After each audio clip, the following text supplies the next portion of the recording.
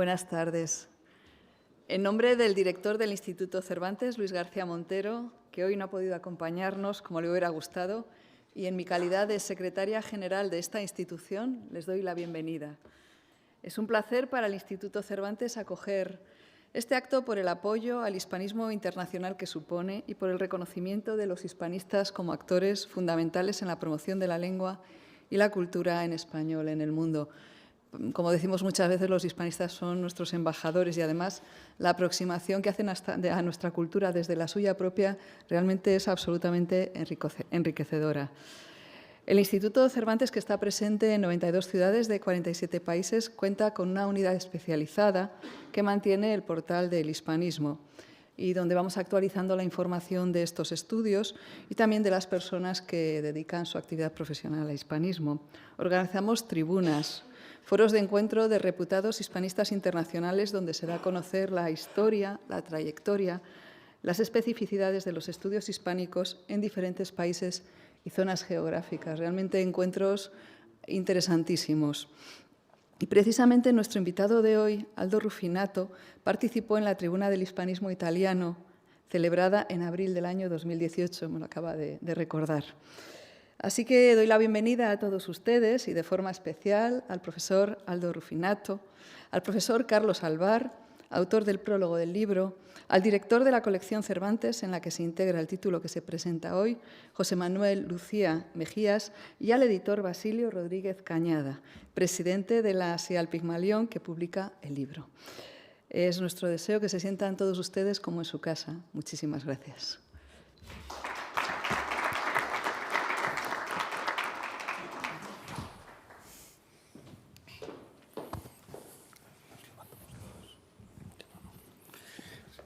Señora Secretaria General del Instituto Cervantes, distinguidas autoridades, señoras y señores, amigos todos. Nos reuníamos en plena pandemia en este mismo salón en el año 2020 para anunciar que, a pesar de la incertidumbre, a pesar de la situación en la que nos habíamos visto todos envueltos, ese encierro imprevisto en que estuvimos durante una serie de meses, el grupo editorial SIAL Pigmalión tenía el firme propósito de seguir avanzando. Y en ese sentido, pues presentábamos los dos primeros números de la colección Cervantes. Una colección largamente anhelada, esperada, deseada por nuestra parte, pero que no pudo ponerse en marcha antes. Una colección coordinada, dirigida por nuestro querido amigo, autor, José Manuel Lucía Mejías, y en la que esperábamos albergar los textos más significativos de temática cervantista de los autores más prestigiosos del mundo. 2 años y pico después, todavía con los coletazos de la pandemia, pero ya viendo con más esperanza el futuro, presentamos el último título de esta colección, Diálogos Cervantinos, de Aldo Rufinato. Y para nosotros, ciertamente, tiene un valor muy simbólico la presentación de este libro, el mantener esta colección y, sobre todo, que podamos anunciar a todos nuestros autores y amigos que también el proyecto SIAL Pigmalión sigue adelante. Porque este es un año especial en el que se cumple nuestro primer cuarto de siglo de existencia, de actividad editorial ininterrumpida, en los cuales, en estos 25 años, hemos tenido ocasión de alumbrar, de asistir al nacimiento de casi 2.000 libros, de géneros y temáticas muy distintos. Y hemos podido configurar lo que inicialmente para nosotros era una quimera, era un sueño, una gran familia literaria, actualmente compuesta por más de 2.600 autores de 4 continentes. Pero seguimos, queridos amigos, manteniendo la misma ilusión y también, ¿por qué no?, la zozobra de los primeros años y los primeros títulos, porque seguimos en una situación en la que no podemos proclamar a los 4 vientos que estamos en una situación segura y con un futuro despejado. Seguimos estando al borde del precipicio. Somos editores en vilo, pero ciertamente es posiblemente nuestra situación natural. Sin embargo, creo que nuestro mayor activo es esa gran familia literaria. Y autores como los tres que están aquí presentes han sido para nosotros fundamentales, imprescindibles, referenciales. Si desde nuestros comienzos, tanto los profesores Alvar como Lucía Mejías fueron inspiración, fueron nuestra guía, fueron, como digo, compañeros de viaje, también nos ayudaron a ir incorporando a otra serie de especialistas, como es el caso de Aldo Rufinato, a quien ya tuvimos el placer de albergar dentro de nuestras colecciones un primer título suyo dedicado a Cervantes, como no, en el año 2015. Y con todos ellos, con muchos otros amigos que están presentes en la sala o con otros que nos siguen vía streaming, hemos tenido ocasión de difundir a través de esa red de profesionales imprescindibles también, que son los hispanistas de todo el mundo. Como digo, hemos tenido ocasión de difundir nuestro trabajo. Por eso, pues el estar aquí hoy, repito, para nosotros tiene ese valor simbólico. De ahí que mi presencia se deba limitar exclusivamente al capítulo obligado de los agradecimientos. Al Instituto Cervantes, que nos acoge para seguir presentando nuevos títulos de esta colección. Por supuesto, al director de la colección, que ya nos inoculó el germen del cervantismo hace muchos años, con sus primeros títulos en nuestras colecciones Trivium, prosa barroca, narrativa, etcétera, y además autor de una de las ediciones del Quijote que hemos publicado. Al profesor Carlos Alvar, maestro de maestros, amigo, compañero, que ha sido pues una de las personas que nos ha estado, como decía al comienzo, asesorando desde los comienzos, con quien también, al igual que con José Manuel o con Aldo, hemos tenido ocasión de viajar a lugares inhóspitos a veces, pero siempre con el mejor espíritu y con la literatura por estandarte.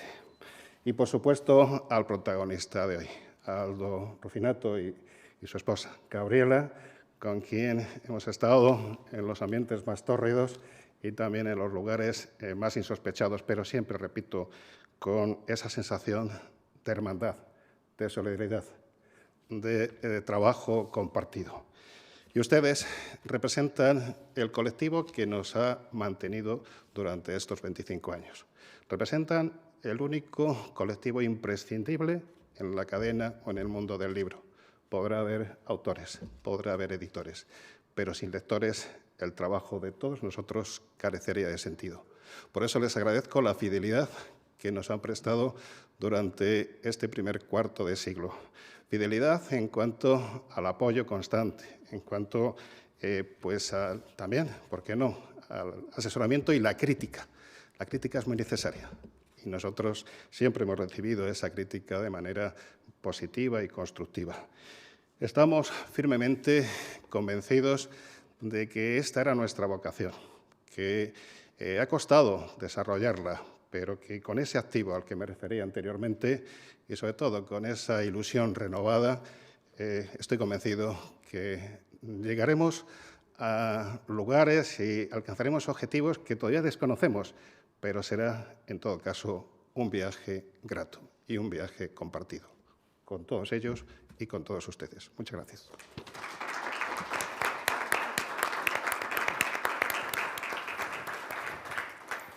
Bueno, buenas tardes y mil gracias, como siempre, al Instituto Cervantes, que nos acoge en lo que es también la Casa de las Letras, en esta, además, al lado de la Caja de las Letras, en esta que también es una colección que tiene toda la pretensión de mantener viva la llama del cervantismo.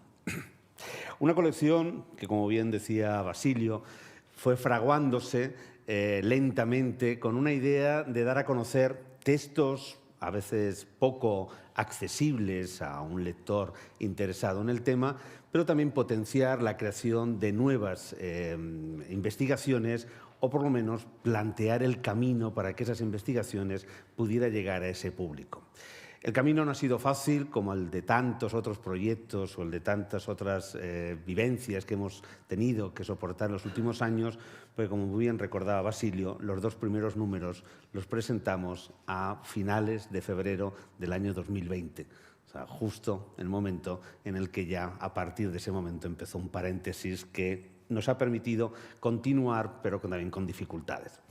Una colección que comenzamos de la mejor manera posible del Quijote, de Francisco Ayala, que además lo incorporábamos con el lujo de un estudio introductorio de Caroline Richmond, que le daba las claves, además, de ese texto, actualizándolo al siglo XXI. La colección continuaba con unas conferencias ilustradas que yo había dado por Argentina, por Azul, por Brasil, acompañadas de los dibujos originales de un ilustrador genial argentino como es Miguel Rep, también para hacer accesibles esos materiales. Tercer número, que tendría que haber sido el segundo, fue un libro realmente maravilloso, por lo que fue también un acompañamiento a uno de los grandes cervantistas, a uno de los grandes maestros del cervantismo hispánico, como es Alberto Blecua. 12 trabajos cervantinos que le acompañaron en los últimos momentos, estuvo trabajando en este libro en los últimos meses y realmente fue un mazazo para todos nosotros cuando en enero de pronto desapareció, y qué mejor homenaje que ese libro con el que él había estado trabajando pudiera ver la luz y también que pudiera llegar a los lectores. El cuarto es un libro también muy esperado de otro gran cervantista, presidente de honor de la Asociación de Cervantistas, José Montero Reguera, que tiene el título de Miguel de Cervantes, el poeta que fue novelista. Y para mí es, yo creo, ahora mismo el mejor estudio que hay sobre la poesía de Cervantes y sobre todo la reivindicación de la importancia de la poesía de Cervantes en su forma de entender la literatura y su forma de entender precisamente dentro de esa literatura la novela, con lo que no se puede desligar, como si fuera un género, esa lamentable visión que se ha impuesto ya desde el siglo XIX con esa famosa frase de qué buen escritor, qué buen novelista es Cervantes, pero qué mal poeta.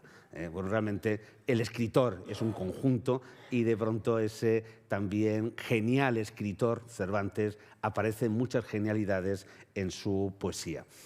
Sigue un libro de también un investigador argentino, catedrático de la UBA, Juan Diego Vila, Furores impresos, la saga de las primeras lecturas del Quijote, que también es un recorrido precisamente desde también la hermenéutica de cómo fue recibido y sobre todo cómo es entendido por los lectores de hoy en día esos primeros capítulos o esos primeros aportes de Cervantes.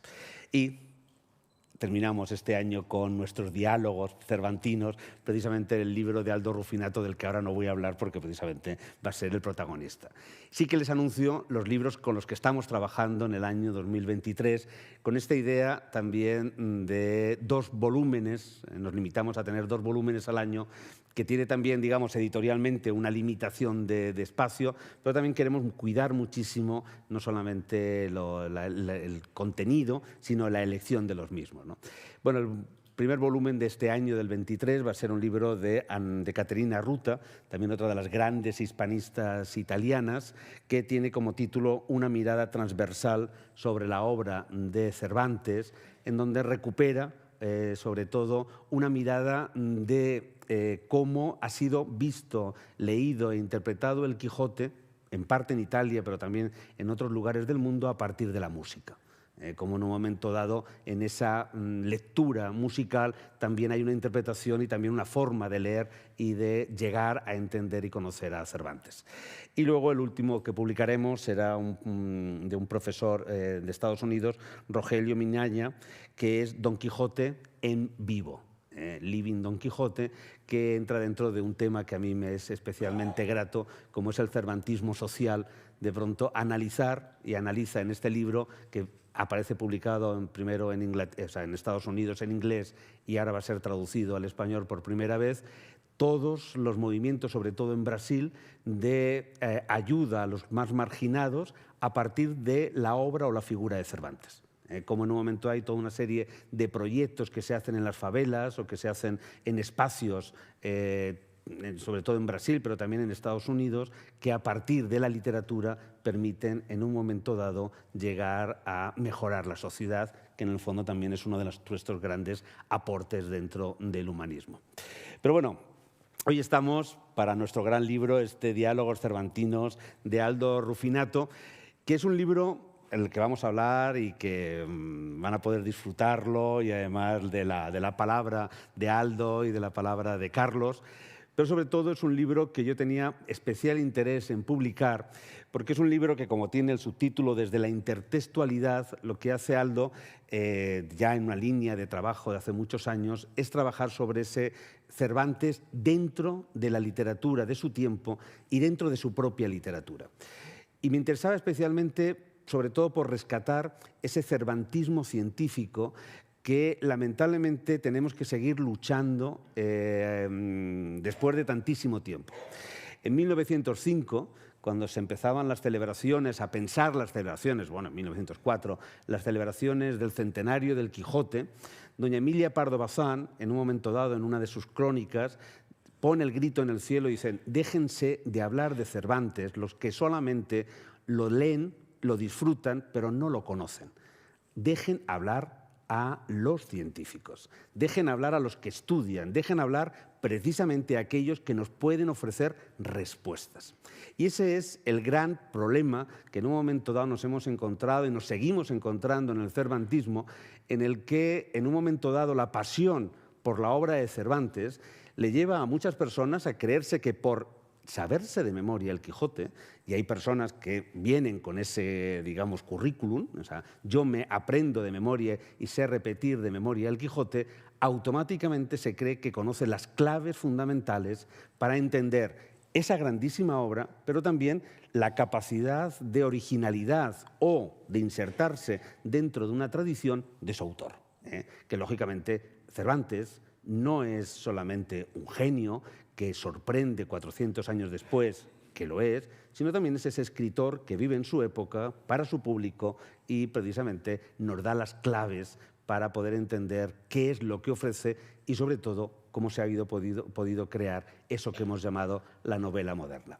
Por eso, para mí es un verdadero placer, en un momento dado, no solamente tener el libro de Aldo en nuestra colección, en este recuperar ese cervantismo en donde realmente creo que tenemos que, digamos, defender poner las bases científicas desde la academia para poder seguir aprendiendo y seguir avanzando en el conocimiento, sino además hacerlo, como lo vais a disfrutar, con dos maestros, el maestro Carlos Alvar y Aldo Rufinato.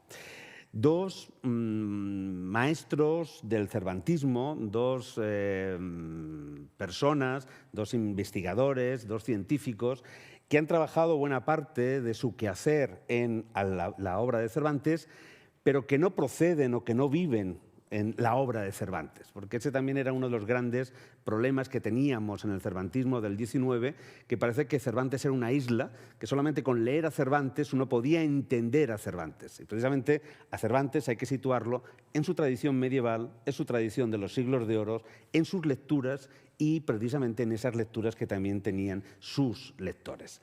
De ahí que en un momento dado, pues Carlos Alvar, que es uno de los grandes maestros de la Edad Media o de estudiosos de la literatura de la Edad Media, no solamente española, sino románica, ha hecho un grandísimo aporte al cervantismo y seguramente, como nos pasa en muchas ocasiones, tendremos que pasar años para poder darnos cuenta de su importancia, además de sus trabajos particulares y sobre todo en su trabajo de conocimiento digamos, sobre el cine, la iconografía, etcétera, o los prólogos, que ha trabajado también muchísimo personalmente, en una obra colectiva de una envergadura que es envidiable en otras literaturas y con otros autores, como es la gran enciclopedia cervantina. Realmente es una obra que, bueno, hemos participado, creo que todos los que en un momento dado nos dedicamos al tema, y es algo fundamental para poder poner las bases científicas a ese conocimiento y no solamente ese gusto, ¿no? Y Aldo Rufinato, además de ser ese gran hispanista, italiano, el que desde su cátedra, desde sus estudios, desde su enseñanza, desde sus discípulos que han ido también manteniendo viva la llama, es para mí un ejemplo en dos cosas fundamentales, ¿no? Primero, es un gran maestro de la crítica textual, que digamos también es esa disciplina dentro de la filología que cada vez va quedando menos adeptos y parece que va quedando más residual cuando tendría que ser una parte de la base. Entonces nos ha regalado maravillosas no solamente ediciones, sino reflexiones sobre cómo editar textos, que es meterse ya en el realmente taller del escritor, y bueno, pues una edición maravillosa como la de Lazarillo de Tormes o otras tantas que del Siglo de Oro o también que ha trabajado sobre Cervantes. Pero otra de las cuestiones que se ve en el libro, en sus estudios, y que realmente hacen que sea un referente en el cervantismo y en tantos otros temas del Siglo de Oro que ha tocado, es precisamente la coherencia en su trabajo, que se ve clarísimamente aquí. Es decir, de pronto tiene una línea de trabajo y en esa línea de trabajo, a pesar de que sean diferentes temas, de pronto aparecen reflejados en un pensamiento. Y eso es también algo importantísimo que en un momento dado nosotros como hispanistas y como científicos también tenemos que defender, que no solamente hacemos cosas, que no solamente hacemos artículos, hacemos eso que ahora hablábamos, que se cuantifica con diferentes elementos, sino que tenemos que tener un pensamiento y además tenemos que ser capaces, con esa coherencia y además con la dignidad con la que lo hace Aldo, precisamente de que ese pensamiento nos permita empezar a dialogar. Y el diálogo científico es el único camino que nos permite en un momento dado seguir avanzando. El entusiasmo es algo muy hermoso cuando uno lo ve, cuando uno se pasea por muchos pueblos de La Mancha, hay un entusiasmo y un amor por Cervantes que enmudece y que emociona, pero eso no nos termina haciendo avanzar en el conocimiento y haciendo avanzar en la ciencia. Libros, coherencia, dignidad y también esa capacidad crítica, esa inteligencia con el conocimiento de sus lecturas y ser capaz precisamente de dialogar, en este caso con un autor como Cervantes, es lo que hace, creo que este libro es un libro esencial que nos permite avanzar en el conocimiento y avanzar no solamente como país, sino también como disciplina y como humanidades.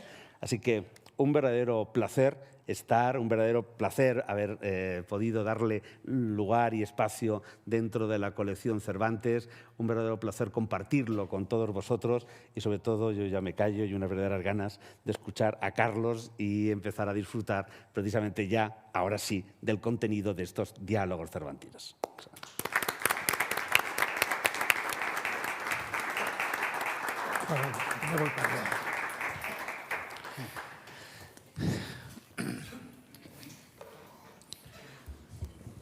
Buenas tardes.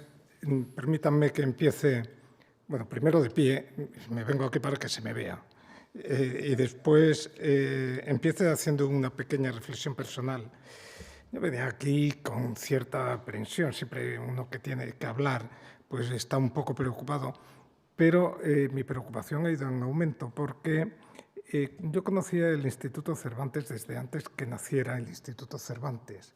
En las batallas que hubo en Alcalá de Henares para que se instalara por allí, ya estaba yo metido, ya era entonces vicerrector. Digamos que hace de eso 25 o 30 años. La editorial lleva 25 años y también parece que estaba en el nacimiento de la editorial. Y ahora habla José Manuel Lucía, que fue alumno mío, y yo he estado calculando cuándo fue alumno mío, en el año 80 y algo. A concretar mucho. No, tú no, pero yo que peino canas ya puedo empezar a reflexionar con cierta preocupación. Bueno, bien, lo dejaremos a un lado. Son muchos los libros que se han publicado sobre Cervantes y su obra, parece obvio. Entre tantos trabajos los hay de todo tipo, los hay buenos o menos buenos, pero casi todos suelen aportar ideas útiles que abren perspectivas hacia nuevas formas de entender o de interpretar la obra de nuestro escritor. Sin embargo, hay un pequeño número de grandes estudios que constituyen el faro de quienes quieren llegar más lejos en sus conocimientos. Y del mismo modo que no todos los faros son iguales, pues sus destellos los diferencian, así no todos esos grandes estudios discurren por los mismos mares. Unos se ocupan de la historia, con mayúsculas o minúscula, otros del autor, algunos de la totalidad de la obra, mientras que otros se centrarán en aspectos ideológicos o en detalles del pensamiento. Tampoco se puede pedir uniformidad a la metodología empleada: idealismo, positivismo, marxismo, formalismo, comparatismo, historicismo, no, folclore, iban a decir folclorismo, no, folclore, semiología, teoría de la recepción y un largo etcétera. Y por extraño que pudiera parecer, en todos los casos, igual que ocurre con los faros, hay un objetivo común: orientar al lector y al estudioso, indicarles una ruta posible y, por último, profundizar en la vida y obra de Miguel de Cervantes. ¿Da el tema para tanto? Se preguntará todos ustedes, o algunos por lo menos. La respuesta solo puede ser afirmativa. No se trata de leer por encima una obra que conocemos, pongamos por caso El Quijote, o de escudriñar los detalles más nimios de la vida ajena, aunque ese ajeno sea Cervantes. No queremos saber el cómo o el por qué un escritor del siglo de oro. No, queremos saber por qué y cómo un escritor del siglo de oro rebasa con sus obras los límites cronológicos y geográficos y alcanza general fama de grande entre los grandes. Lo que antes se nos antojaba un capricho de filólogo, nos parece ahora un reto difícil de alcanzar, pues exige paciencia, dedicación y conocimientos. Igual que cualquier otro trabajo delicado, minucioso, puntero y, por qué no decirlo, igual que un deporte de élite. Ya escribía esto cuando estábamos en el campeonato de fútbol, cuando un deporte de élite que se practique en solitario o que exija la coordinación perfecta de un equipo completo. Y cuando se alcanzan los propósitos en el estudio, en el trabajo, en el deporte, se produce una sensación de felicidad muy semejante.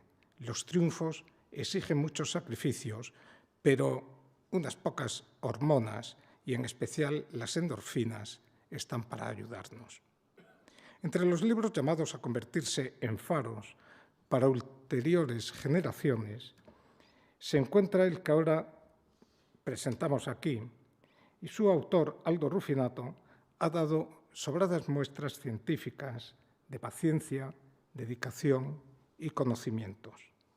De manera que cumple con las premisas fundamentales, pero además es especialista de indudable prestigio internacional en el ámbito de la literatura del siglo de oro. Vayamos poco a poco. Basta con hojear la bibliografía final del volumen para descubrir, bajo su autoría, una decena de títulos referidos a Cervantes que han ido viendo la luz a lo largo de 3 décadas de trabajo, de dedicación, de adquisición de conocimientos.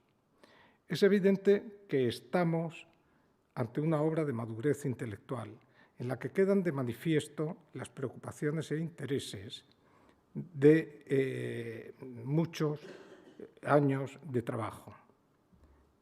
Pero además esa riqueza va acompañada de innumerables remisiones a obras del siglo de oro y también a estudios de autores contemporáneos.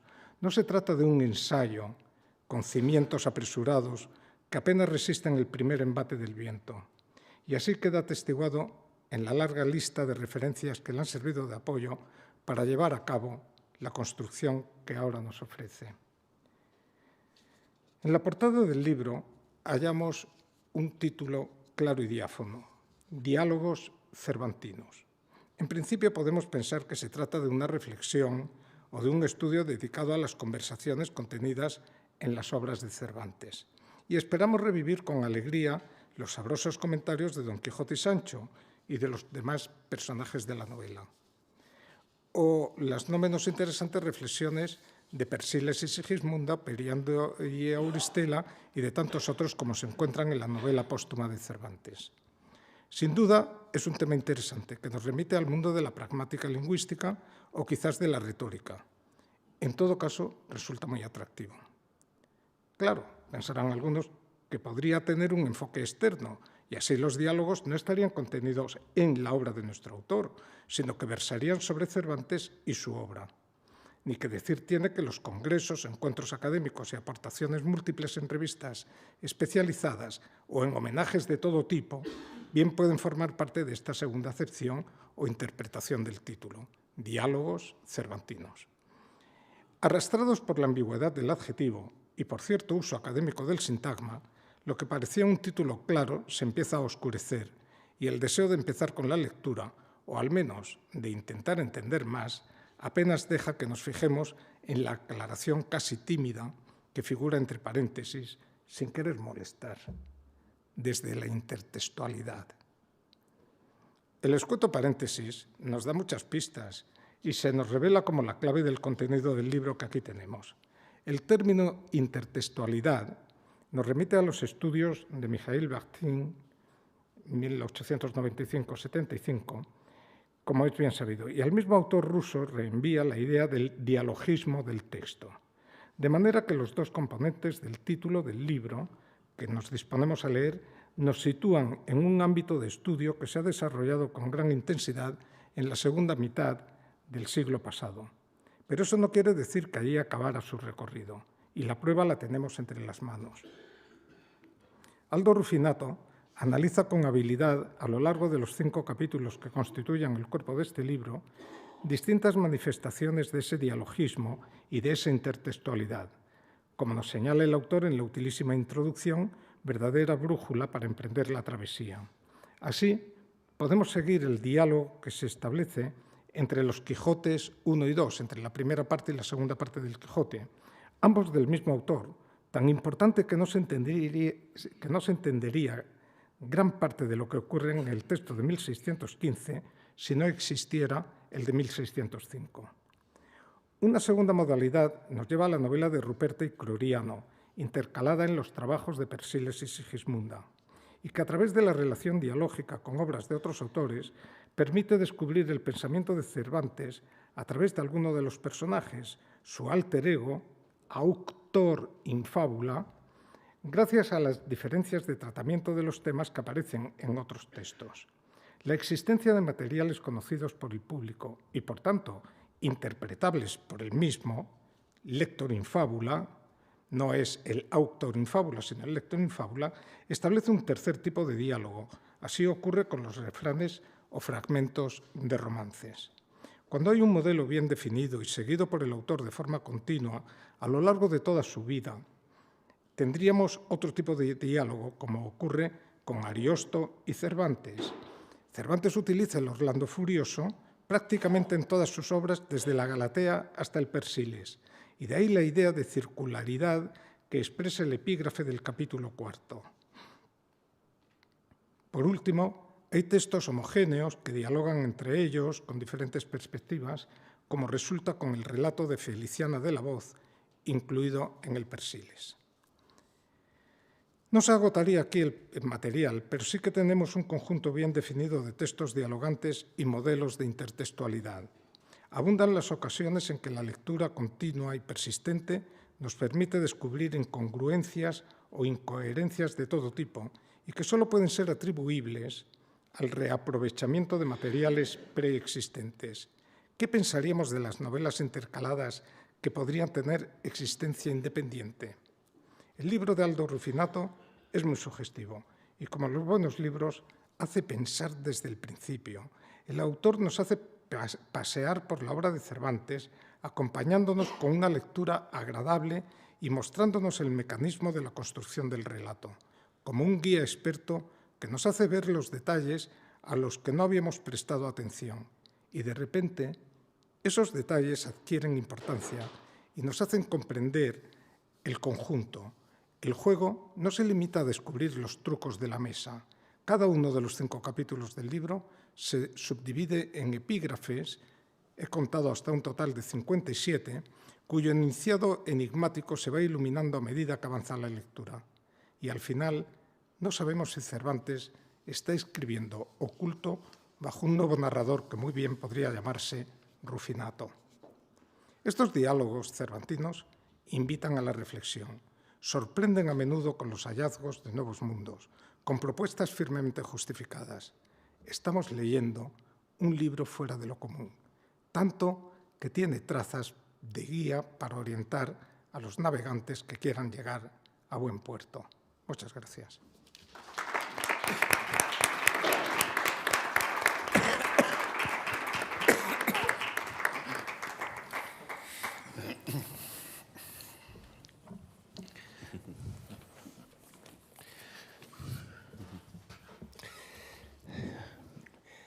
¿Qué puede decir un autor después de todo lo que se ha dicho hasta ahora?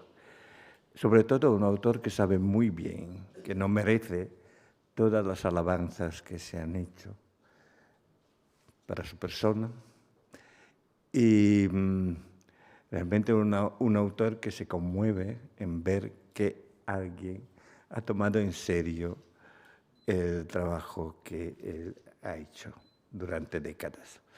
Dicho esto, quiero agradecer sumamente al Instituto Cervantes, en la persona de su secretaria general, que quiso hospedarnos aquí en esta presentación, a la doctora Carmen Noguero, y agradecer la presentación que tan amablemente quiso hacer Basilio Rodríguez Cañada, un editor fantástico, creo que único en el mundo, y que, ¿cómo se puede decir?, de alguna manera refleja lo que aparece en Wikipedia cuando se habla de él, es decir, editor, escritor, poeta, profesor, articulista, africanista y gestor cultural. ¿Algo más, Basilio? Pues estupendo. Las gracias, lógicamente, se dirigen al prestigioso, fantástico cervantista, que es José Manuel Lucía Mejías, el director de esta colección, cuyo cervantismo total alcanza niveles muy altos. Se hace sentir de manera especial en sus publicaciones, sus monografías, sus 3 volúmenes sobre la biografía cervantina constituyen un hito fundamental para los estudios relativos a Cervantes. Y tengo que dar las gracias, lógicamente, a Carlos Alvar, que quiso tomarse a cargo la tarea de prologar mi libro y que ahora ha aceptado participar en esta presentación llevando consigo toda la experiencia de un académico de primera fila. Y quiero agradecer sobre todo a ustedes, el público aquí presente, que me honra con su presencia. Es un público magnífico que conozco en parte personalmente y que esconde en sus entrañas muchos poetas, porque parece increíble, pero aquí estamos entre poetas, muchísimos poetas. Los poetas se encuentran aquí, en este parterre. Poetas hay entre el público. Me permito mencionar a Juan Carlos Mestre y a mi íntimo amigo Amancio Prada, que quiso también esta vez honrarme con su presencia. Bueno, dicho esto y respaldado y alentado por estos ilustres y sumamente expertos estudiosos, me atrevo yo también a decir 2 palabras sobre Cervantes y sobre el trabajo que he llevado a cabo en estos últimos años para acercarme un poquito más al genio de la narrativa española. Digo genio de la narrativa porque si Lope, por su parte, fue el inventor del arte nuevo de hacer comedias y puede considerarse uno de los mayores dramaturgos a nivel mundial. De la misma manera, Cervantes fue, sin duda alguna, el inventor y el creador de un arte nuevo de escribir novelas, cortas y largas, y por esta vía alcanzó fama eterna en todas las latitudes. La diferencia entre los dos, Lope y Cervantes, se estriba en el hecho de que Lope explicitó los principios y las reglas de este arte nuevo en un tratado que todos conocemos, que lleva el título de Arte Nuevo de hacer comedias en este tiempo.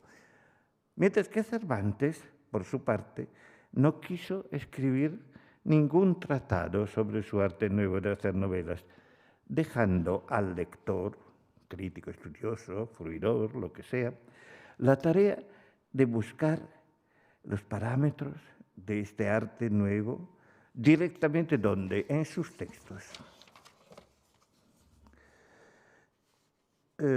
Como es bien sabido, muchos buscaron los parámetros de este arte nuevo en el famoso discurso del canónigo, Quijote 1.47, sobre los libros de caballería y su opinión sobre la posible intervención de un buen entendimiento que con apacibilidad de estilo y con ingeniosa invención, consiga el fin mejor que se pretende en los escritos, que es enseñar y deleitar juntamente. Ahora bien, dejando aparte lo genérico de estas propuestas, el mismo canónigo, al terminar el discurso, confiesa que su personal intento de escribir un nuevo libro de caballerías fracasó después de haber escrito las primeras 100 hojas del mismo. Lo cual quiere decir que no es por esta vía que se puede alcanzar el arte nuevo de hacer novelas. Mucho más iluminante, en cambio, me parece la definición que de su libro picaresco, que nunca existió, por supuesto, La vida de Ginés de Pasamonte, ofrece el galeote Ginés, quien, contestando medio en serio y medio en broma a una pregunta de Don Quijote, que le pregunta, por supuesto, si su libro es bueno, dice, no sé si es bueno o no es bueno, lo que le sé decir a Boissé es que trata de verdades y que son verdades tan lindas y tan donosas que no puede haber mentiras que se le igualen. Creo que una mejor definición del concepto de verosimilitud no podría encontrarse, pues bajo la capa de una afirmación ridícula y extravagante, bueno, aquí hay que pensar que también Cervantes quiere parodiar el género picaresco. Sin embargo, bajo esta capa se esconde la fórmula básica del quehacer narrativo cervantino, la fórmula de la verosimilitud. Es decir, la verosimilitud es igual a la verdad versus la mentira, pero neutralizándola. Es decir, que la ficción narrativa alcanza su máximo grado de verosimilitud cuando logra neutralizar la oposición entre verdad y mentira. Y de este modo se libra del peso del docere, docere, según queramos, para dejar campo libre al delectare. Y esta es la lección de Boccaccio.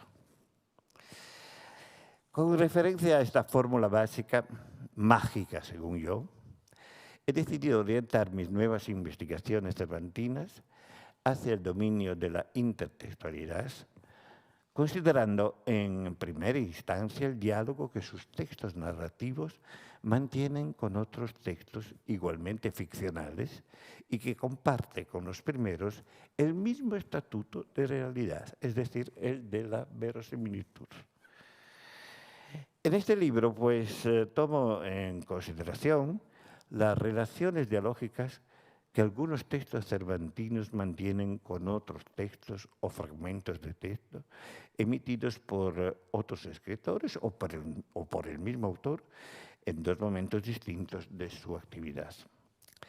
Se trata de un conjunto de referencias textuales que un autor tan polifacético y tan genial como Miguel de Cervantes sabe dominar con suma maestría, integrándolas en sus creaciones de manera que pueden gozar de nuevos espacios funcionales y ponerse al servicio de su actividad literaria y narrativa.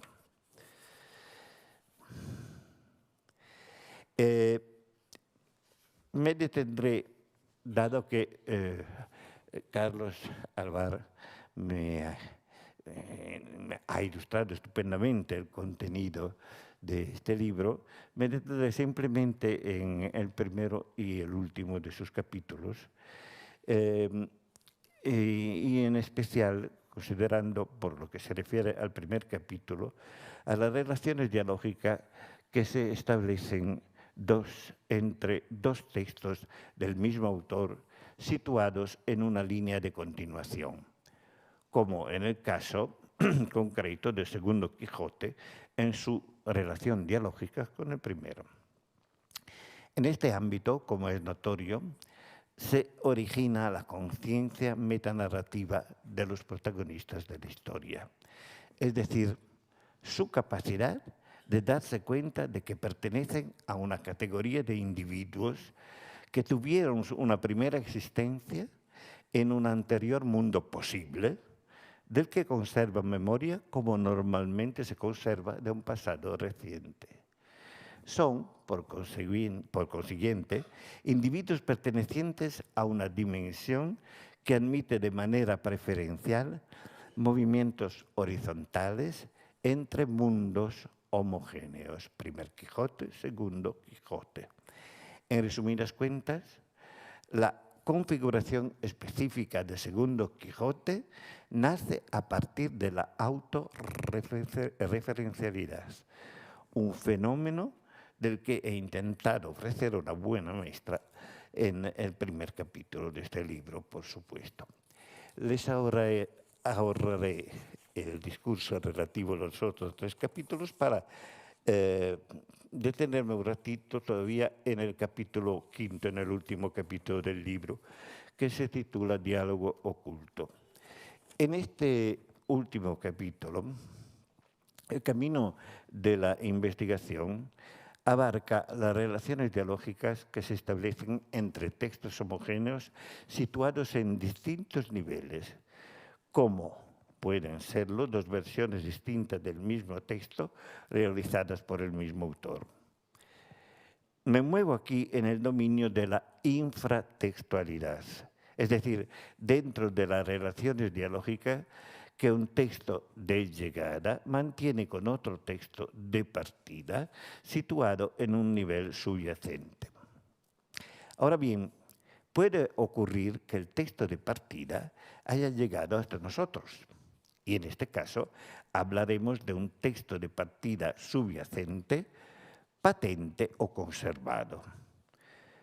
Pero cabe también la posibilidad de que el texto de partida haya desaparecido, dejando huellas de su existencia en algunos detalles, indicios, del texto de llegada. En este segundo caso, hablaremos de texto subyacente, oculto o escondido. Esta segunda posibilidad es la que he escudriñado minuciosamente en un ejemplo sobremanera sugerente, a saber, en la historia de Feliciana de la Voz, una novela interpolada en el tercer libro de Persiles que engloba en su tupido entramado intertextual textos de naturaleza y procedencia distinta. Y entre ellos un texto escondido y una pista temática subterránea de cuya existencia nos dejan constancia ecos y resonancias perceptibles en distintos momentos de la narración. De hecho, profundizando en la búsqueda de elementos ocultos, he comprobado que al posible texto escondido se añade un componente de carácter temático, el tema del incesto en nuestro caso, inesperado, que actúa como paradigma encubierto a lo largo de toda la historia interpolada, creando efectos de contaminación sobremanera significativos. Para designar este tipo de comunicación intertextual, me he servido de sintagma diálogo oculto. Registrar este diálogo y penetrar en él me ha permitido encontrar la llave para solucionar los puntos más problemáticos del texto y para alcanzar objetivos críticos de suma relevancia, como por ejemplo los que se relacionan con el destinatario del mensaje narrativo cervantino. Merced al peculiar planteamiento de la novela de Feliciana de la Voz, en el Persiles, repito, en efecto no ha sido difícil comprobar cómo Cervantes en este, como por lo demás en otros muchos casos, no deseaba someterse a las exigencias del vulgo, según los parámetros establecidos por Lope en su Arte Nuevo, sino que aspiraba a alcanzar un público selecto, capaz de saborear los detalles más significativos y más profundos de su mensaje artístico. Como lo es en nuestro caso, el efecto desacralizador procedente del contrapunto irónico entre el universo mítico de la tragedia edípica y el mundo vulgar y ordinario de una modesta historia de honor aldeana ubicada en tierras extremeñas. No cabe duda, este tipo de análisis supone comprometer al lector no solo en la interpretación del texto, sino también y sobre todo en el proceso de elaboración del mismo, para descubrir la última instancia semántica del autor. Sin embargo, la cooperación del lector no debe sobrepasar en ningún momento la frontera del diálogo, porque el peligro que se esconde detrás de esta frontera es que la figura del lector llegue a sobreponerse a la figura del autor, volviendo de tal modo a lo que yo más odio, es decir, a la crítica subjetiva. Espero sinceramente, pero sinceramente, que Carlos Alvar no quisiera hacer referencia a este peligro cuando en el prólogo a mis diálogos escribe, y él mismo ya lo citó, y al final no sabemos si Cervantes está escribiendo oculto bajo un nuevo narrador que muy bien podría llamarse Rufinato. No, no, por favor. El ratoncito en ningún momento quiso sustituirse a la montaña, de verdad, ningún momento. Lo que intentó, en cambio, fue acercarse a ella a través del diálogo cervantino, para deslindar los senderos que llevan a la cumbre, sin otra pretensión que poder gozar de los maravillosos horizontes que desde allí se descubren. Muchas gracias por su atención.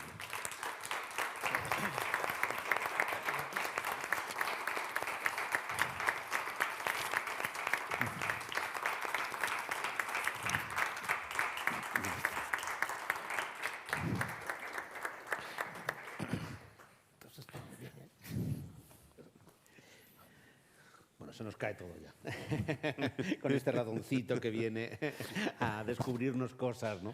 Bueno, en ese maravilloso diálogo, claro, cuando lean el libro y una, digamos, de las grandes aportaciones que tiene Aldo es crear un método precisamente para poder entender y comprender cómo se llega a establecer esas relaciones que son tan personales y que a veces son tan, digamos, geniales, pero también tan irracionales, tan del momento, tan de la propia escritura que tiene el propio hecho de escribir. Es decir, no creo que haya ningún escritor que en el momento de la propia escritura e incluso de la propia lectura de su escritura en el proceso creativo sea consciente de todos los diálogos que está estableciendo y ha establecido con su propio pasado, sus propias lecturas o su propia pretensión de hacerlo, ¿no? Es decir, hay algo de misterio precisamente en esa escritura que es lo que hace que incluso todos nosotros los que escribimos terminamos por sorprendernos por aquello que ha terminado por aparecer en el papel, ¿no? Y ahí es donde está la maravilla del crítico, que es en el momento, da lo mismo estudiar a un autor contemporáneo, lógicamente con el bagaje de compartir una misma época, pero también el momento de estudiar a un autor como Cervantes, que lógicamente conlleva que ese crítico tiene que conocer lo más posible ese bagaje y ese momento cultural y esas lecturas que ese autor y esos lectores tenían, que nos permite en un momento dado, como el buen cirujano, tener ese método como el bisturí para empezar a entender las cosas. Y ahí es cuando de pronto uno se da cuenta de lo genial que es Cervantes. Precisamente con ese arte nuevo que me ha encantado de hacer novelas, que en un momento dado no tiene por qué racionalizar, pero sí que en un momento dado, al final, está haciendo, ¿no? Entonces yo creo que ahí ha sido fraguando en los años, ya muchos años, digamos, de experiencia también de tal, ese método, ¿no? Ese método de a cada problema tengo que ver también un determinado modelo de diálogo que incluso, como has explicado muy bien en el último capítulo, te inventas un nombre, el diálogo oculto con aquello que precisamente no tenemos, ¿no? Así que no sé si quieres comentar. Sobre todo es el método, ¿no? que me interesa mucho también para poner en marcha, digamos, a las personas, ¿no? Que detrás hay todo un método, no solamente... Y hay ese método lo que permite discutir y no esa crítica subjetiva, que al final es una opinión. Sí, sí. Estoy totalmente de acuerdo, por supuesto, porque efectivamente Cervantes lo que buscaba no era, y como dije antes, el lector vulgar. Mejor dicho, claro que sí, sí encontraba lectores y muchos lectores estaban contentos exactamente como lo estamos nosotros cuando nos leen y mucho más. Pero él, en sus mensajes narrativos, el que buscaba realmente era el lector ideal. Es decir, el que sabe interpretar exactamente su mensaje y al mismo tiempo saborear el mensaje que le llega a través de él y deleitarse, que es la primera finalidad de un buen narrador, que es deleitar al lector, ¿no? Esto, para mí, Cervantes lo consigue de maravilla y justamente hay que buscarlo no en la superficie del texto, sino en los recovecos, en los detalles, en las contradicciones, en las paradojas. Es allí donde aparece el mensaje verdadero de Cervantes y el que hace su narración inalcanzable, incomparable. No cabe duda. ¿Por qué se lee con tanto gusto Cervantes? ¿Por qué se lee con tanto gusto el Quijote después de 5 siglos, por favor? ¿Por qué? Con el mismo interés. Y nosotros que lo leemos, creo, un par de veces al año, por lo menos, que siempre encontramos algo nuevo, que siempre encontramos algo interesante, porque está lleno de cosas para que el lector disfrute, para que el lector goce de sus mensajes. Hay que buscarlo, lógicamente. Y en este sentido yo hablaba de un lector selecto, porque es quien realmente quiere profundizar, que quiere llegar hasta el final de este recorrido, el que puede entender realmente el mensaje narrativo cervantino y al mismo tiempo conseguir el deleite que él quería ofrecer. Más o menos. Carlos, no sé si quieres. Yo le estoy dando vueltas.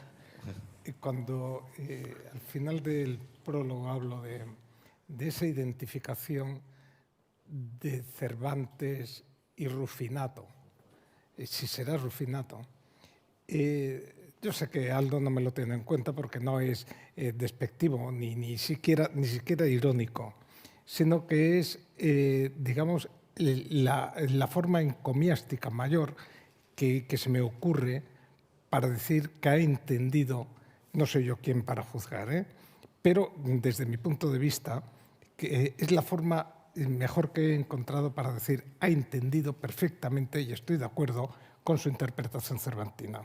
Cuando nos analiza cómo utiliza los refranes Cervantes, no has hablado de eso, pero es maravilloso, cómo la utilización que hace de determinados refranes, la utilización que hace de determinados romances, está tan claro cuando nos lo dice Rufinato como si nos lo estuviera diciendo Cervantes.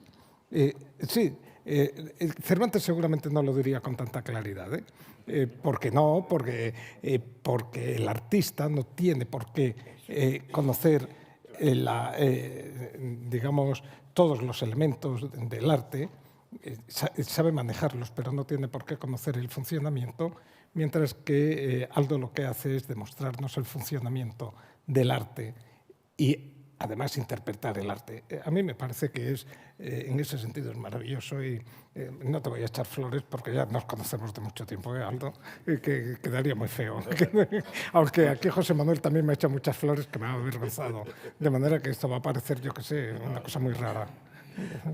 No, es que utilicé tus palabras como ejemplo, por supuesto, ¿no? Lo sabía muy bien que no querías decir nada en contra de... Pero sobre todo para evidenciar lo que puede ser el peligro más grande en que todos los críticos siempre incurrimos. Es decir, el de sobreponer nuestra interpretación al mensaje del autor. Y este es un peligro bastante grande, porque lógicamente significa traicionar al autor. En este sentido yo, lógicamente, utilizando palabras, porque venían al caso, eran estupendas, me servían exactamente para poder lanzar este mensaje, nada más, por supuesto, faltaría más. De todas formas, muchísimas gracias, porque tus palabras son maravillosas, realmente. No, es que no merezco tantas alabanzas, lo he dicho al principio y lo repito ahora. O sea, soy un ratoncito, soy un modesto trabajador de... Bueno, eres un gran trabajador, no diría que... Dice un poeta que está aquí presente, dice que la palabra es para quien la sabe trabajar. Yo creo que esta es una definición estupenda, en fin. Sí. Pero hay una cosa, Aldo, que ya también para ir terminando quería plantearte, digamos, ya desde la visión también de años trabajando sobre la obra cervantina y también sobre el Siglo de Oro,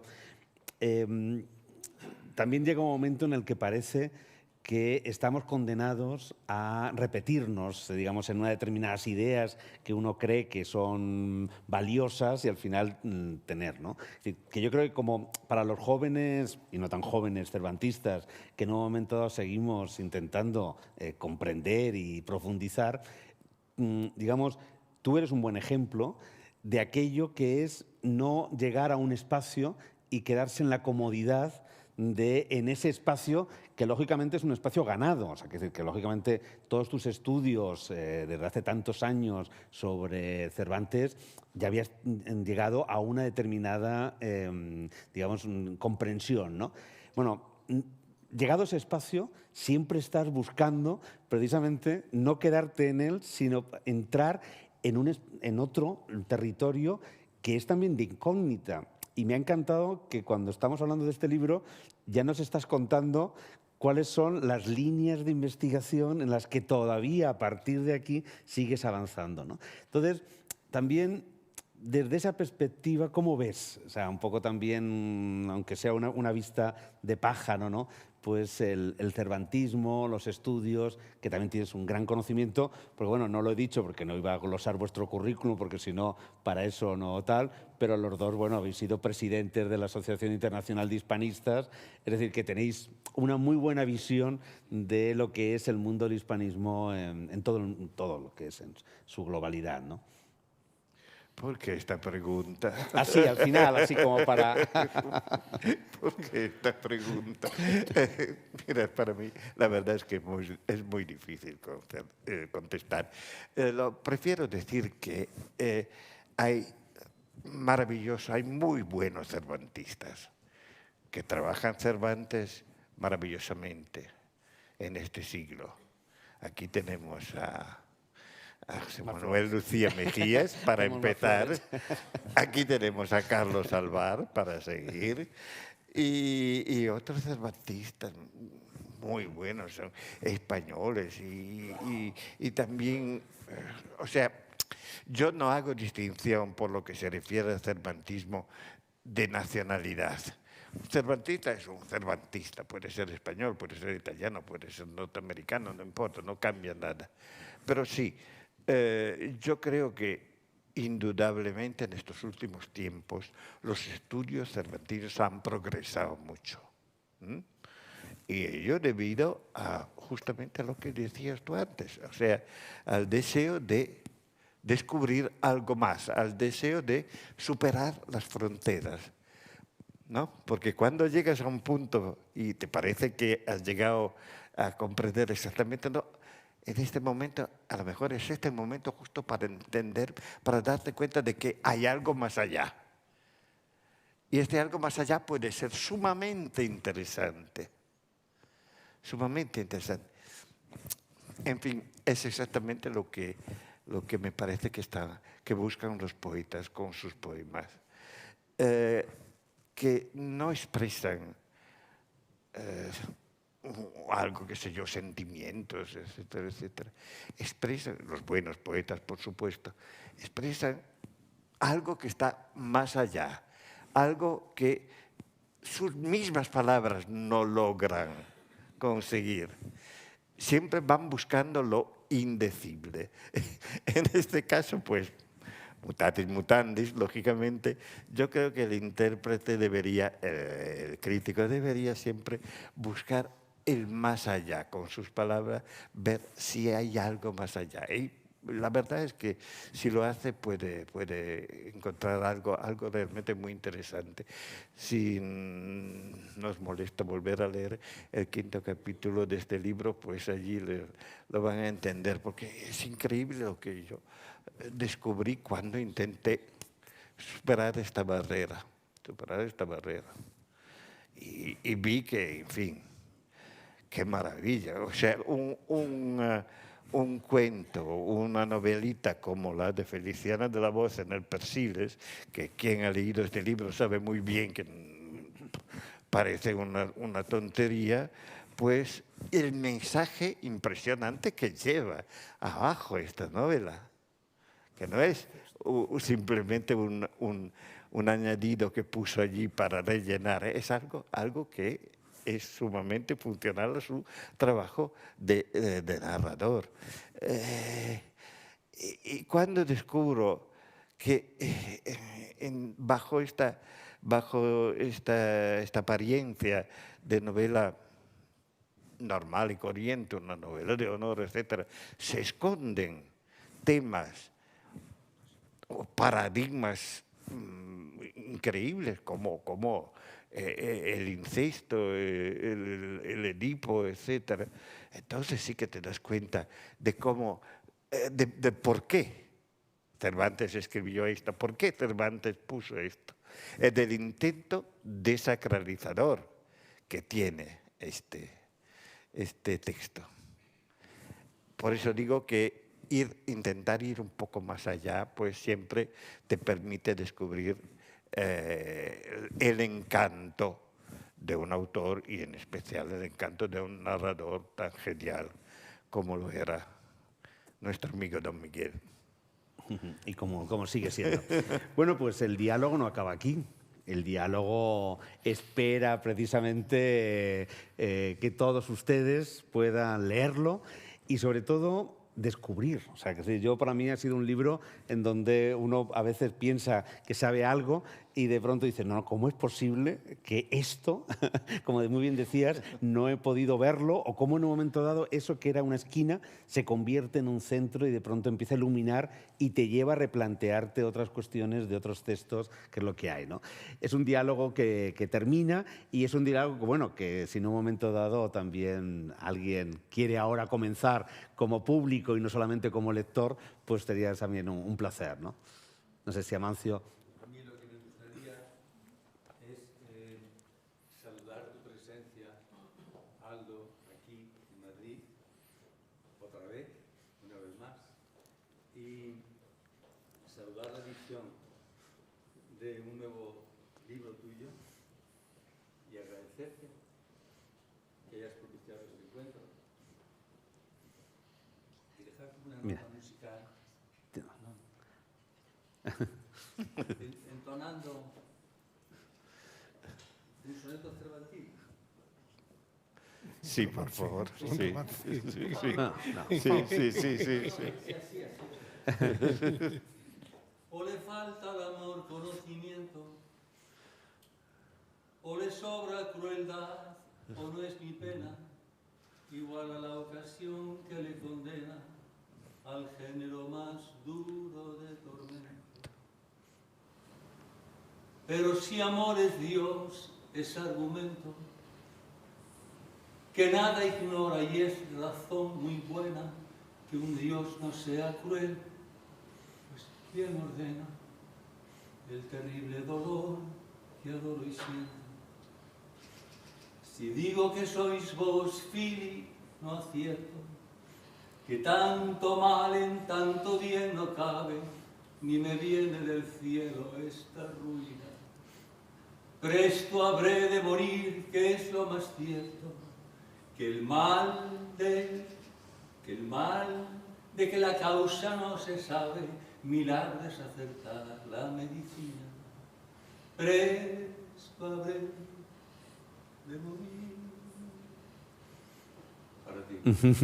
Gracias.